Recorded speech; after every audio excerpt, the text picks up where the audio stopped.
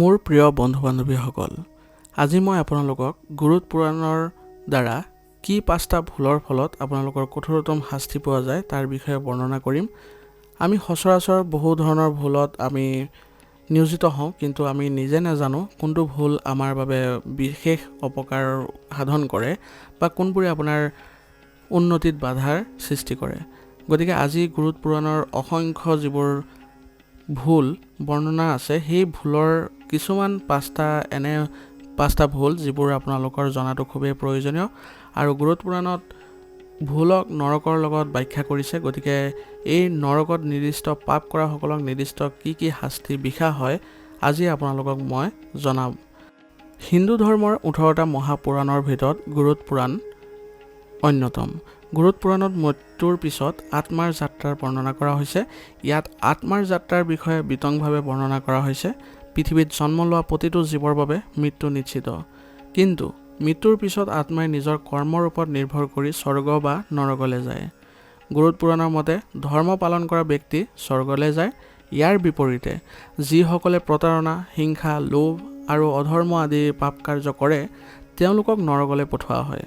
আত্মাই নিজৰ কৰ্মৰ ফল নৰকত চপাই লয়। গুৰুত পুৰাণত অসংখ্য নৰকৰ বৰ্ণনা আছে। এই নৰকবোৰত যিসকলে নিৰ্দিষ্ট পাপ কৰে, তেওঁলোকক নিৰ্দিষ্ট শাস্তি প্ৰদান কৰা হয়। আজি আমি আপোনালোকক জনাম 5টা মূল নৰকৰ বিষয়ে, য'ত কৰা নিৰ্দিষ্ট পাপ অনুসৰি কঠোৰ শাস্তি প্ৰদানো কৰা হয়। প্ৰথমটো ভুল হৈছে কলাসূত্ৰ নৰক।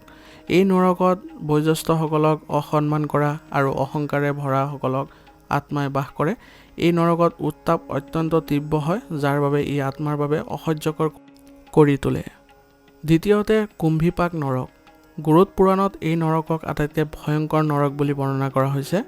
স্বাৰ্থৰ কাৰণে জীৱ জন্তু হত্যা কৰি হিংসাক আঁকোৱালি লোৱাসকলৰ বাবে কুম্ভীপক নৰকলৈ পঠোৱা হয়। এই নৰকত আত্মা উতলি থকা তেলত ডুব যায়। তৃতীয়টো নৰক হৈছে ৰাউৰৱ নৰক।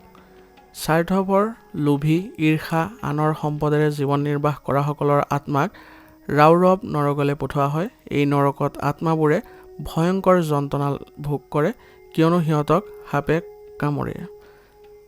চতুৰ্থ নৰকটো হৈছে অন্ধতা মিশ্ৰম নৰক।